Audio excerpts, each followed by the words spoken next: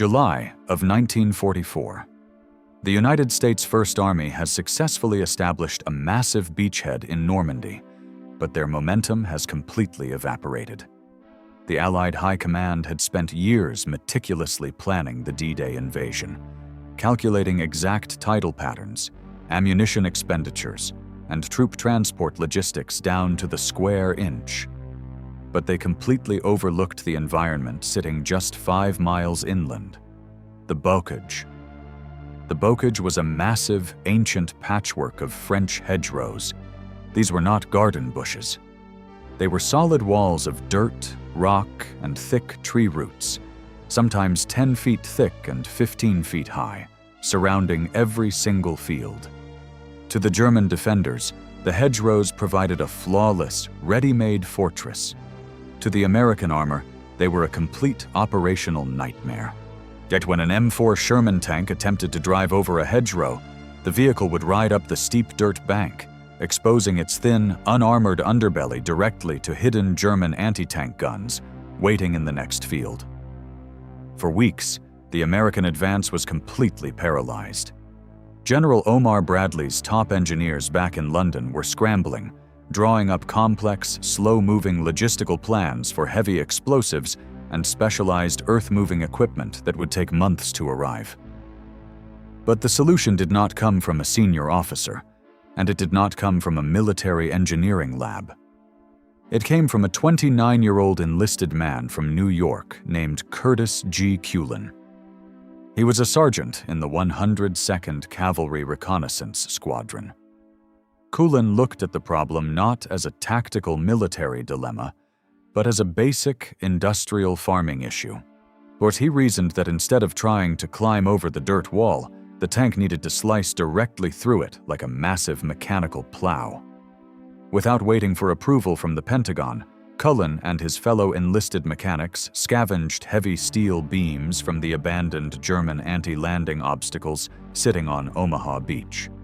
They used field torches to cut the steel, welding massive, jagged iron tusks directly onto the front transmission housing of a Sherman tank.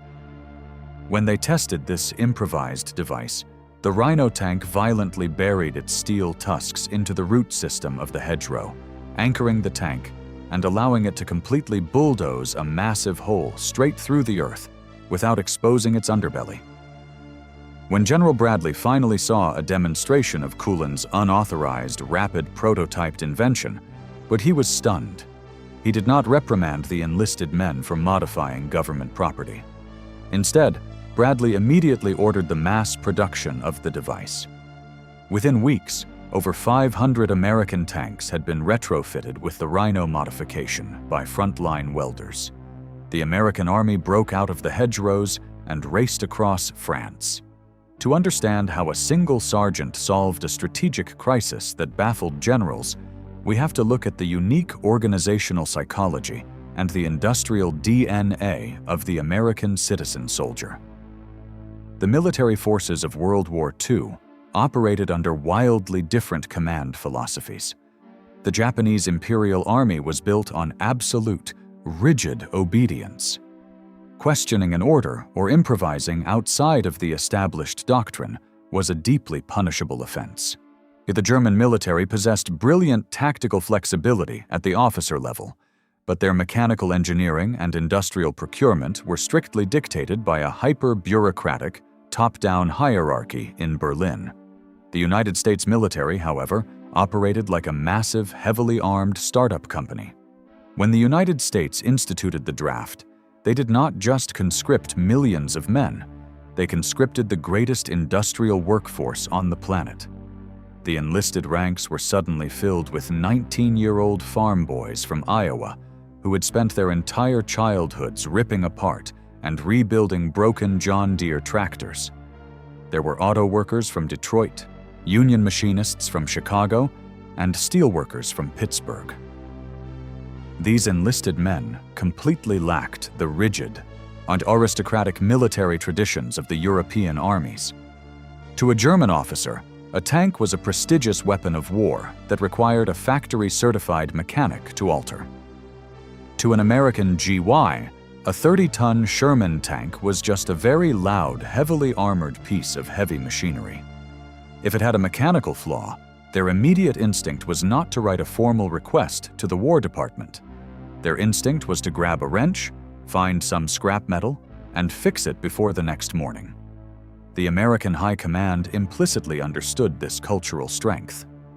While they demanded strict discipline in combat, American officers were culturally conditioned to give their enlisted men massive amounts of operational leeway when it came to logistics, mechanics, and survival. And the U.S. military adopted a highly decentralized approach to problem solving. The generals dictated the objective, but they allowed the men on the ground to rapid prototype the exact method of achieving it. This culture of unauthorized frontline engineering was hyper-visible in the constant evolution of American armored vehicles. When American tank crews realized that the factory-standard armor of the early M4 Sherman was highly vulnerable to the German 88mm anti-tank guns, they did not sit back and wait for Detroit to design a thicker tank.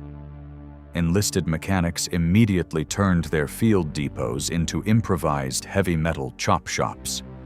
Crews began welding hundreds of sandbags directly onto the hulls of their tanks, creating improvised spaced armor. When they realized sandbags could become waterlogged and heavy, so they innovated again. Enlisted men began cutting the heavy steel tracks off of destroyed German tanks and welding them to the front glacis plates of their own vehicles. In General George S. Patton's Third Army, the field engineering reached incredible levels. Tank crews built wooden frames around the sides of their Shermans and poured hundreds of pounds of raw, wet concrete directly onto the sides of their tanks, creating rolling, heavily armored pillboxes. While senior ordnance officers occasionally complained that these field modifications strained the tank's suspensions and voided the warranties of the transmissions, the frontline commanders actively encouraged it. The modifications gave the crews a psychological edge, and the localized engineering meant the Army was constantly adapting to enemy threats faster than a factory across the Atlantic ever could. This phenomenon of bottom-up innovation was not limited to heavy armor in Europe. It was equally devastating in the brutal island-hopping campaigns of the Pacific Theater. In 1944, the United States Marine Corps was fighting horrific, close-quarters infantry battles against heavily entrenched Japanese defenders. The Marines were using the M1919 Browning machine gun, an incredibly reliable weapon, but it was heavy, required a bulky tripod, and was difficult to maneuver quickly through dense jungle or volcanic ash. A Marine paratrooper sergeant named Mel J. Grevich realized his squad needed a lightweight, hyper-lethal, high-rate-of-fire weapon that could be carried and fired by a single man on the run. Instead of routing a request through the Department of the Navy, Grevich went to a crashed American dive bomber. He forcefully unbolted a .30 caliber AN/M2 aircraft machine gun from the wing of the wrecked plane. Aircraft guns were designed to fire at a staggering 1,200 rounds per minute, more than double the fire rate of the standard infantry machine gun. Using absolute MacGyver-level engineering, Sergeant Grevich and his mechanics fitted the aircraft gun with a stock from an M1 Garand rifle, welded a bipod from an automatic rifle onto the barrel, and designed an improvised trigger mechanism. They called it the Stinger. The weapon was totally unauthorized, highly experimental, and absolutely devastating. During the invasion of Iwo Jima in 1945, the Marine Corporal Tony Stein used one of these improvised Stinger machine guns to single-handedly assault a series of heavily fortified Japanese pillboxes. The blistering 1,200 round per minute fire rate of the modified weapon completely overwhelmed the defenders. Stein's actions with the Stinger earned him the Medal of Honor. The Stinger was never officially manufactured by an American factory. Only 6 of them were ever built, all rapid prototyped by enlisted mechanics in a tent on a Pacific island, completely bypassing millions of dollars of government research and development. The history of military technology is usually written from the top down.